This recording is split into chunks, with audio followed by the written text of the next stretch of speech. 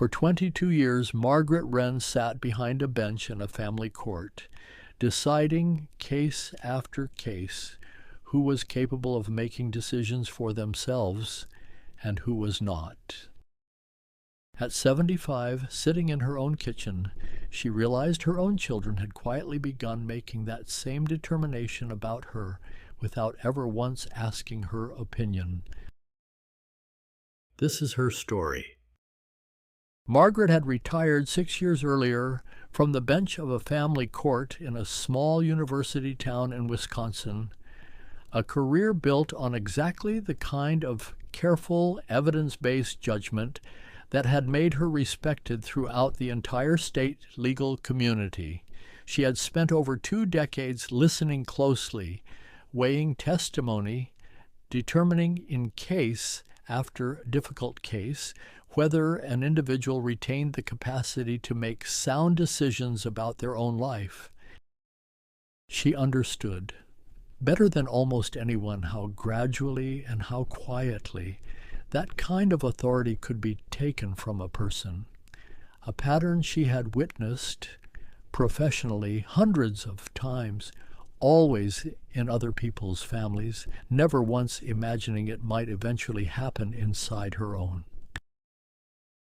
She had been widowed 3 years earlier, her husband David passing peacefully after a long illness she had managed alongside a small team of home health aides, coordinating his care with the same precision she'd once brought to her courtroom. Since then, Margaret had built a full Hipka-gauged life on her own terms.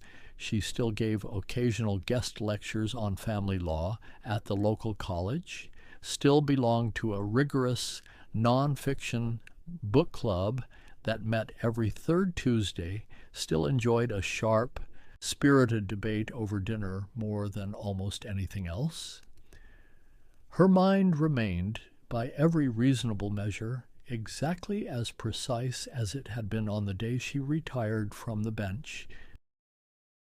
She lived alone in the same house she and David had shared for 39 years, a comfortable colonial 2 blocks from campus, filled with decades of case files converted into keepsakes, framed newspaper clippings from significant rulings, a small collection of gavels given to her by colleagues over the years, shelves of legal texts she still occasionally consulted out of habit, more than necessity.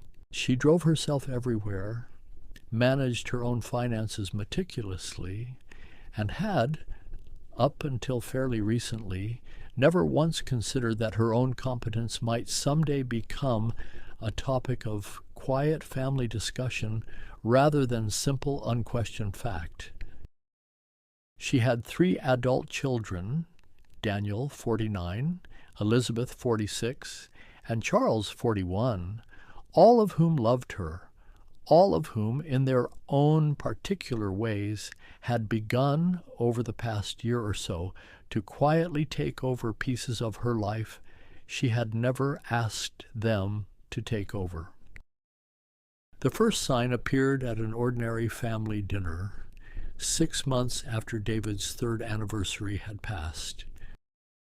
Margaret's doctor had recently adjusted one of her blood pressure medications, and she was explaining, at the table, her own understanding of the change, a topic she had researched thoroughly as she researched everything, cross-referencing her doctor's explanation against her own careful reading. The reason he switched me is that the new one interacts better with what Mom means, Elizabeth interrupted smoothly, turning toward Daniel's wife, who had asked the original question, is that her old medication was causing some dizziness, so Dr. Kapoor switched her to something gentler.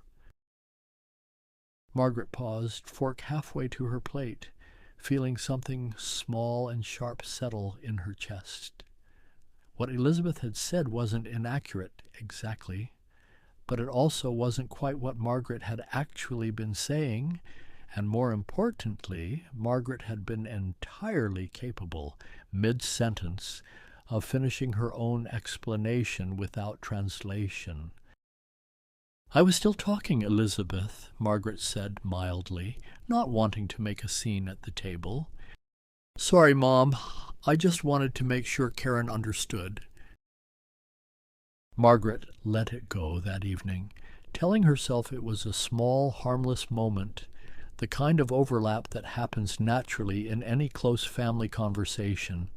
But she noticed in the weeks that followed that it kept happening, not constantly, but often enough to form a pattern she couldn't quite ignore once she started paying attention. Elizabeth, in particular, had developed a habit of rephrasing Margaret's own sentences back to other people, as though Margaret's original words required some kind of clarification or translation before they could be properly understood. At a book club meeting the following week, Margaret caught herself doing something she never would have done a year earlier, pausing, mid-thought, glancing instinctively toward the door as though checking whether someone might arrive to help her finish her own sentence. She noticed the habit forming and felt a small, private alarm at how quickly it had taken root, how easily a repeated pattern from home had started bleeding into spaces where no one had ever once questioned her voice. She said nothing to her book club friends about it that evening, but she carried the discomfort home with her, turning it over long after the meeting ended. The second sign arrived less than a month later, delivered not as a question, but as an announcement. Daniel called on a Wednesday evening, his voice brisk and efficient, the same tone Margaret remembered him using as a teenager whenever he'd already made up his mind about something and was simply informing her of the outcome. "Mom, so we decided you should have some help around the house. We found a service. They'll send someone 3 mornings a week starting next Monday, just light cleaning and some errands if you need them. It's all set up." Margaret sat with the phone against her ear, turning the sentence over. "We decided." Not "would you like?" Not "what do you think?" Simply a decision already made, already scheduled, delivered to her as a completed fact rather than an open question. "Daniel, I appreciate the thought," she said carefully, "but I would have liked to be part of deciding that rather than told about it after it was already arranged." "I mean, it's not a big deal, Mom. It's just a cleaning service. I figured you'd be happy not to worry about it." Margaret didn't argue further that evening, though she noted with the same careful attention she'd once brought to reviewing case files exactly how effortlessly her son had made a decision about her own household and her own weekly schedule without ever once considering that the decision belonged, first and foremost, to her. The third sign revealed itself almost by accident, weeks later, during an otherwise unremarkable phone call with Charles. "Anyway," Charles said, in the middle of an update about his own work, "good thing that insurance mix-up finally got sorted out." "What insurance mix-up?" Margaret asked, genuinely confused. There was a brief, telling pause on the line. "Your Medicare supplement plan, Mom. There was some billing error a few weeks back. I noticed it when I was helping you with something online, and I handled it directly with the insurance company. I didn't want to worry you until it was fixed." Margaret felt something cold settle in her stomach, an unfamiliar and deeply unwelcome sensation. "Charles, that's my health insurance. Weeks went by, and something was wrong with it, and you decided not to tell me? I just didn't want you stressed out over something I could handle myself, Mom. It all worked out fine. It working out fine isn't the point, Margaret said, her voice steadier than she felt. The point is that it was my problem to know about, and mine to decide how to handle, whether or not I chose to ask for your help with it. Charles apologized, sincerely enough, but Margaret hung up the phone that evening with a growing, uncomfortable awareness that this was now the third instance in just a few short months of information or decisions about her own life being managed on her behalf rather than with her. She sat at her kitchen table afterward, a cup of tea cooling untouched beside her, thinking about how differently she would have handled this exact scenario from the other side of a courtroom bench. She had presided more than once over disputes about elderly parents whose adult children had taken over medical or financial matters to spare them stress, always framed as kindness, always resented by the parent once it eventually came to light. She had ruled in several of those cases that withholding relevant information from a competent adult was its own quiet form of disrespect, however lovingly intended. She had never expected to find herself living inside the exact scenario she'd once evaluated so clearly from the outside.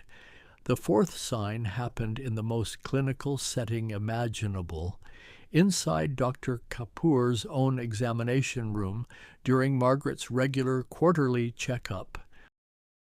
Elizabeth had come along that day, ostensibly just to drive Margaret to the appointment, since Margaret's car happened to be in the shop that particular week.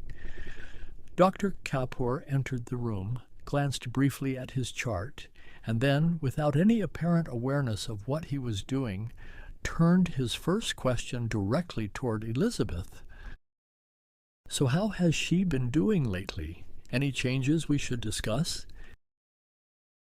Margaret sat on the exam table, perfectly present, perfectly capable of answering any question about her own health, and watched her daughter begin to answer on her behalf, describing Margaret's recent sleep patterns and appetite as though Margaret herself were somehow unavailable for comment. "Doctor," Margaret said, her voice carrying just enough of her old courtroom authority to draw his attention fully toward her. "I'm sitting right here, and I'm entirely capable of describing my own sleep and appetite." Dr. Kapoor looked mildly startled, then apologetic. "Of course, Mrs. Wren. My mistake. Please, go ahead." It was a small moment, quickly smoothed over, and Dr. Kapoor was gracious about the correction, but Margaret left that appointment deeply unsettled, understanding with real clarity that this pattern wasn't limited to her own children. The world around her had begun, gradually, treating her as someone to be discussed rather than someone to be addressed, and it had happened so incrementally that she hadn't fully registered the shift until this fourth clear instance made it undeniable. The fifth sign was the one that finally broke everything open. It happened by pure accident on an ordinary Sunday afternoon. Charles had come by to help Margaret troubleshoot a printer issue, using her home computer to look up a driver update, and had left an email tab open on the browser when he stepped away to take a phone call. Margaret, returning to her desk to check something else entirely, glanced at the screen and saw, quite by accident, the subject line of an email thread between her 3 children. Mom's situation. Next steps. She sat down slowly and read the entire thread, feeling something in her chest tighten with every line. The email detailed a planning conversation the 3 of them had apparently already held over dinner 2 weeks earlier, discussing her will, her long-term housing situation, and what Elizabeth had described as how to handle things going forward as Mom gets older. An entire conversation about her future, her assets, and her independence, conducted without her knowledge, without her presence, and without a single one of her 3 children apparently considering that she might want or deserve to be part of it. Reading further, Margaret saw that Daniel had proposed, in writing, looking into some retirement communities just to have information on hand, and Elizabeth had responded that she'd already requested brochures from 2 facilities near her own home, 3 states away, just in case we need options quickly. Nobody in the entire thread had asked whether Margaret had any interest in leaving the house she and David had shared for nearly 4 decades. Nobody had asked whether she had opinions about her own will, beyond what she had already, calmly and clearly, documented years earlier with her own attorney. The conversation read from beginning to end like contingency planning for a person who could no longer participate in her own life, rather than a family checking in with a woman who was, at that very moment, sitting 2 miles away, fully capable of typing a response herself. Margaret read the phrase "Mom's situation" 3 times, feeling something she recognized immediately and painfully from her own decades on the bench, the particular dehumanizing language of a case file rather than a conversation with a person. She had heard families use that exact tone in her own courtroom for over 20 years, always about someone else, always about a person being managed rather than consulted. She had never once imagined hearing it applied to herself. The 6th sign, once she started actively looking for it, had apparently been there all along, hiding in plain sight. Margaret began noticing with fresh and uncomfortable clarity the particular tone that had crept into how people spoke to her over recent months. A temporary home health aide, who had helped after a minor fall the previous winter, calling her sweetie in a sing-song voice normally reserved for small children. Elizabeth's habit of saying "good girl" when Margaret finished a physical therapy exercise correctly, a phrase that would have been perfectly appropriate for a golden retriever and entirely inappropriate for a retired judge. Daniel's increasingly frequent use of "let's take it easy now, okay?" whenever Margaret expressed even mild enthusiasm about a plan or an opinion. None of it, individually, had seemed significant enough to address in the moment. Together, laid out and finally examined as a whole pattern, it painted an unmistakable picture, the language of childhood, quietly applied to a woman who had spent her entire adult life being addressed, respected, and deferred to as one of the sharpest legal minds in her community. Margaret called her old friend Joan that evening, a retired attorney who had argued cases in front of Margaret's own bench for nearly 15 years before they both retired within a year of each other. "Joan, I need you to tell me honestly if I'm imagining something," Margaret said, and proceeded to walk through all 6 patterns, one at a time, with the same careful, chronological precision she'd once used to summarize evidence for a jury. Joan was quiet for a long moment after Margaret finished. "Margaret, if a client described exactly this pattern to me about anyone else in their life, I would tell them without hesitation that they were being managed rather than loved. You're not imagining anything." "So what do I do about it?" Margaret asked. "You do exactly what you did for 22 years on that bench," Joan said. "You don't react emotionally in the moment. You gather the evidence, you present it clearly, and you make them look directly at the pattern they've built without realizing it. "They're going to feel ambushed," Margaret said quietly. "They might, at first," Joan admitted. "But you've spent your whole career knowing the difference between an ambush and an accounting. This is an accounting, Margaret.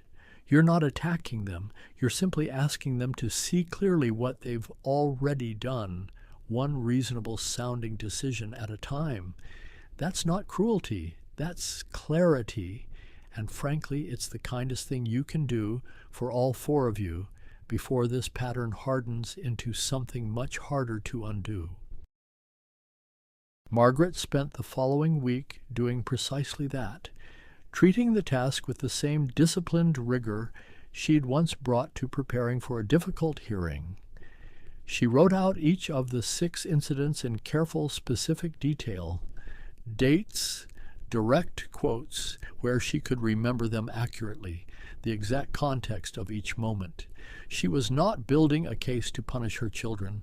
She was building a case to make an invisible pattern visible, the only way she had ever known how to do that effectively.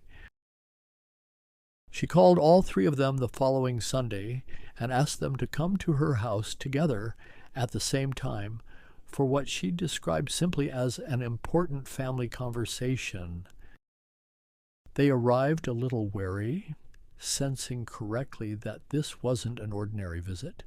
Margaret had set 3 chairs facing her own in her living room, with a single manila folder resting on her lap, an old habit from decades of whose hearings, the physical presence of documentation, lending a particular seriousness to whatever conversation followed. "I love all 3 of you," Margaret began once they were seated. "And I want to be very clear that nothing I'm about to say comes from anger. It comes from 22 years of professional experience recognizing a pattern, and recently recognizing that exact same pattern happening to me, in my own home, at the hands of the 3 people I trust most in this world." She opened the folder and walked them through each of the 6 signs, one at a time, without raising her voice, without accusation, simply laying out the evidence the way she'd once laid out evidence for any court to consider: the dinner table interruption, the cleaning service announced rather than discussed, the insurance issue kept from her for weeks, the doctor's appointment where she'd been spoken about rather than spoken to, the email thread about her situation, planned and held entirely without her, the accumulated tone: "Sweetie, good girl, let's take it easy now," that had slowly crept into how all 3 of them addressed her. The room was very quiet by the time she finished. Elizabeth spoke first, her voice thick with genuine emotion. "Mom, I never once thought about it as taking anything away from you. I thought I was helping." I believe that completely," Margaret said gently. "That's actually what makes this pattern so dangerous and so common. Nobody involved ever intends harm, but intention and impact are 2 entirely different things, and I spent my whole career explaining that exact distinction to families who couldn't see it in themselves." Danielle, uncharacteristically quiet, finally spoke. "The cleaning service. I really did just think I was being efficient. I didn't think about how it would feel to have that decided for you." "That's precisely it," Margaret said. "Efficiency is wonderful in a courtroom schedule. It is not a substitute for asking someone what they actually want for their own life." Charles, looking the most visibly uncomfortable of the 3, finally addressed the email thread directly. "Mom, I'm so sorry. We should have included you from the very beginning. There's no excuse for planning something that significant about your own life without you there." Margaret nodded, and then, with the same measured authority she'd once used to deliver a ruling, laid out exactly what needed to change going forward. No decisions made about her life, however small, without a direct conversation first. No information withheld from her to avoid worry. She would decide for herself what she could handle, exactly as she always had. Medical questions directed to her. First, always, with family present, only as support, rather than as translator. Any future conversation about her will, her assets, or her long-term planning to happen only with her fully present and fully included from the start. And, she added, with the faintest hint of her old courtroom dryness, a permanent end to being called sweetie by anyone under the age of 80. All three of her children agreed, and more importantly, in the months that followed, they largely held to it.